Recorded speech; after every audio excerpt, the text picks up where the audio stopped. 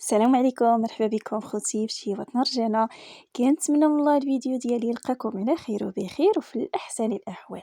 جبت لكم اخوتي واحد الحلوه صراحه اللي في المستوى، بمكونات بسيطه ويعني وسهله في طريقه التحضير، كتقدر تنجح مع المبتدئات. يعني وكتجي البنات خفيفه بزاف، وكتجي هشيشه، وكتجي صراحه يا سلام ديال ما الوجه. وكتجي خوتي الحلوة ديالنا قطنية، كتجي صراحة بحال ميريندينا، كتجي صراحة هشيشة بزاف. نتوما كتشوفوا الشكل ديالها كيفاش تيجي، كتجي صراحة يا سلام، كتجي ديال تحمر الوجه بمكونات بسيطة. كنقدروا نفرحوا وليداتنا وندخلوا لهم الفرحة يعني، وكنوعوا لهم مرة مرة يعني. كنديروا لهم هكا حليوة مسيكيته يعني بشكل مختلف.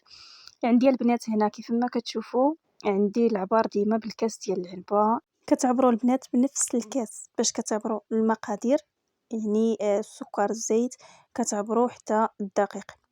غادي ندوزو المقادير وطريقة التحضير. بسم الله على بركة الله والصلاة والسلام على الحبيب. غادي نضيف البنات هنا جوج ديال البيضات كيف ما كتشوفوا.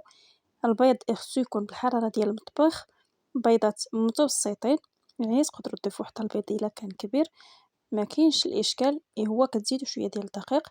بالنسبه للكميه انا اللي غادي نعطيكم ديال الدقيق، عندي هنا كاس ديال السكر الخشن او سكر حبيبات.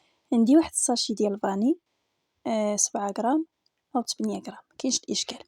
صافي كنطرب البنات هنا بالخلاط الكهربائي، يمكن لكم تطربوا بالخلاط اليدوي، ما كاينش الاشكال البنات.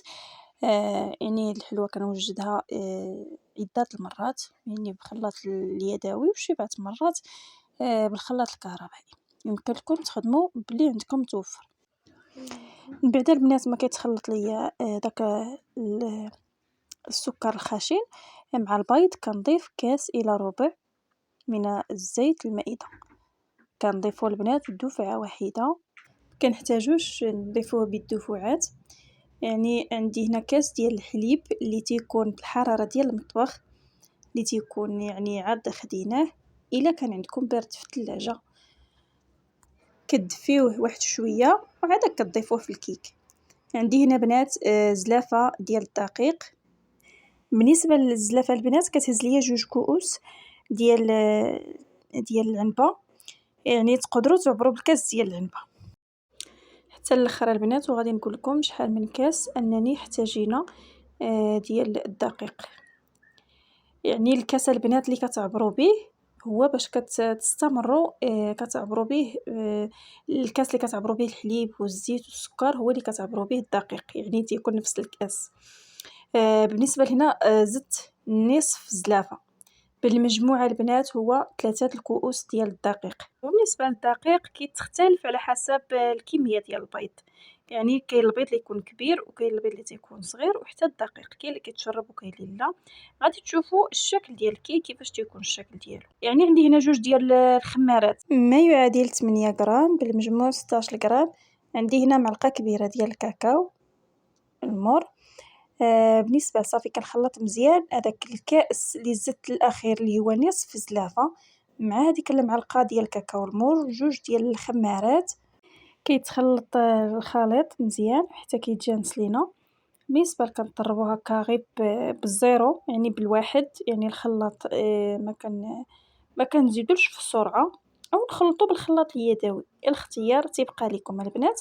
صافي كنطرب مزيان. نتوما كتشوفوا الكيك بالنسبه تيقول لك اغلبيه بزاف ديال الناس تيقول لك فاش دير الخمارات ما تطربوش الكيك بواحد السرعه، يعني لا البنات العكس. يعني الكيك خصها غير ما تكونش خفيفه من الدقيق. الا كانت خفيفه من الدقيق يعني كتفصل لكم ديك الكيك، ويعني خصكم غير تاخذوا يعني المقياس ديال الدقيق، يعني يكون متوازن مع السوائل. يعني الكيك عندنا خصها ما تكونش انني خفيفه بزاف باش ما كتفصليناش ديك الكيك كترجع. ما بالنسبه للكيك قد ما انني طربتوها، يعني قد ما كتجي انني خفيفه وهشيشه، وكتجي يعني اش نقول لكم تجي بحال الجينواس، يعني كيك اللي تيكون يعني مميز بمكونات بسيطه. بالنسبه للبنات المول دهنته بقليل من الزبده، وواحد القطرات من الزيت كندهنو مزيان ورش عليه الدقيق، وعاد كنضيف فيه الخليط ديالي. بالنسبه للفران خصو يكون سخون لمده واحد 5 دقائق الا كان ديال الكاس، كان ديال الضوء يكون على واحد 150 درجه حتى 160 درجه. عندي البنات هنا واحد 2 كؤوس ديال الحليب اللي تنكون دايرهم في المجمد حتى كيبرد ليا داك الحليب مزيان كيف ما كتشوفوا، يعني تيدير دوك الطروفه ديال الثلج. وكنضيف كاس ديال الى كاس ناقص اسبوع، يعني كاس ناقص معلقه، يعني الا زدنا واحد المعلقه كبيره يعني تيولي عندنا كاس ديال الكريمه شونتيي.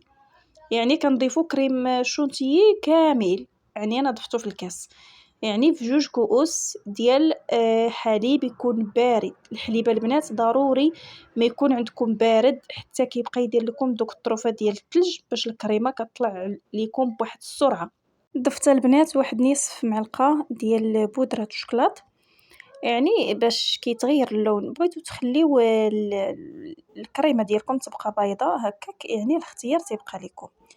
انا عندي هنا صافي بعد ما جبت الكيك ديالي من الفرن، يعني الكيك جبدته خليته برد، يعني عندي هنا واحد الكاس ديال الحليب اللي تنكون غليته وتيكون مازال سخون، كنضيف فيه واحد نص كافيه وغادي نسقي به الكيك ديالي. يعني الكيك دابا باش انني طيبته يعني تقريبا 3 سوايع، يعني كنطيبو نخليه يبرد مزيان. الا كان عندكم انني الكيك مازال سخون يكون الحليب باش غادي تسقيو الكيك ديالكم يكون بارد، يكون العكس، تكون اما الكيك سخونه اما الحليب اللي بارد، اما الحليب بارد الكيك سخون، يعني الا درنا سخون في سخون كتعجن. عندي هنا واحد البلاستيك غذائي اللي تيكون بهذاك الحجم تيكون شويه غليظ. بالنسبه لهنا الكريمه ديالي غادي نضيفها هنا في هذا البلاستيك. يعني الكريمه انا كنت خلطتها درتها عندي في الثلاجه تقريبا نصف نهار وهي في الثلاجه، يعني اختياري انا غير ضفتها، كنت مشغوله شويه، يعني وجدت الكريمه اننا مع الكيك. ومن بعد فاش ساليت شغلي وطيبت الغدا لوليداتي وهذا عادك انا باش دزت باش وجد داك السيرو ودزت باش نكمل المونتاج ديال الكيك ديالي. يعني مكونات البنات اللي هما بسيطه، يعني مكونات اللي يعني هاد الكيك تتجي صراحه مميزه، كتجي هشيشه بزاف، يعني كتجي صراحه في القمه. يعني كيجيو داك المذاق ديال لا كريم حتى هو كيجي متواتي مع المذاق ديال الكيك. من بعد ديك المعلقه ديال الكاكاو اللي دخلنا فيه يعني كيجي مذاق الشوكولات، يعني لا في الكيك ولا في لا كريم. كنتمنى من الله البنات ما تبخلوش عليا من لي لايك ديالكم، من لي بارطاج مع الاهل والاصدقاء، وشي كومونتيرات محفزه باش تحفزوني باش نقدر انني نستمر معكم ان شاء الله ونوصلكم كل ما هو جديد على القناه. الناس اللي كيزوروا القناه ديالي اول مره تنقول لكم مرحبا بكم ومليون 100 الف مرحبا. يعني قناتكم اللي خطيكم عليا، لا الناس الجداد ولا الناس القدام، غتجربوا البنات الكيك وردوا عليا في الكومونتير وقولوا لي كيفاش جاتكم. انا متاكده 100% الا جربتوها غادي تنجح معكم من اول تجربه. وإلا عجبتكم اي حاجه وبغيتوا اي حاجه يعني تقدروا تخليوا لي ميساج في الكومونتير نحضرها ونشاركها معكم على راسي وعيني. اي حاجه انني حبيت انني نشاركها يعني مرحبا. بالنسبه لصافي عندي هنا البنات ضفت واحد 6 ديال القطع ديال الشوكولاته اللي ذوبتها في حمام مريم، وزدت عليها واحد 3 ديال المعالق ديال دانيط يعني بنكهه الشوكولات.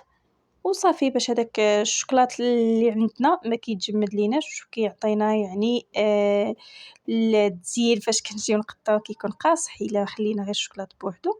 صافي البنات وغادي نبدا ندير هاد الخطوط هكا، واخا بصراحه هاد البلاستيك بحال بقى ليا شويه الشوكولات محبب ليا تحبب الماء بحال ما خلطوش مزيان مع الزربه، يعني كيحبس ليا هذاك التقيبه اللي درت انني في الميكا. ما بغيتش نكبرها باش ما تبقاش انني غير كتزل عليا. بصراحة البنات هاد المذاق ديال الشوكولاتة صراحة كيجي يا سلام، صراحة بخصوص الوليدات الصغار صراحة كيفرحوا وكيعجبهم الحال أنني فاش تيشوفوا هكا شي حاجة اللي فيها الشكلاط كنديرها كتشدو واحد العود خشبي أو سكين يعني بهاد الطريقة هادي نعملو خطوط يعني بهاد الشكل، يعني كتجي رخامية لا في الشكل ديالها ولا المذاق ديالها البنات كتجي صراحة المذاق ديالها ما تشبعوش منها، صراحة إلا أنني ضيّعتو فيها واحد شوية ديال الوقت يعني كتكون النتيجة أحسن من داك التضييع ديال الوقت أنني اللي غادي تضيعو في هاد الحلوى هادي، يعني تجلسوا تاخدوا واحد الكويس ديال القهوة أو كويس العصير يعني مع هاد الكيك يعني وانتم كتمتعوا به صراحة، يعني كيجي شنقول لكم يا سلام، كيجي ديال تحماضة الوجه، كنتمنى من الله إن شاء الله تردوا عليا البنات كيفاش جاكم الكيك، المهم حتى اللي ما عجباتوش الطريقة المهم يشاركها معايا، واخا أنا عارفة الكيك غادي يعجبكم 100% يعني كلكم غتخليو ليا يعني بلي راه جاكم زوين والطريقة كانت ناجحة 100%. وتنقول لكم الفيديو ديالي وصل للنهاية ديالو، نتلاقاو إن شاء الله في فيديو جديد في نهار جديد، مع السلامة.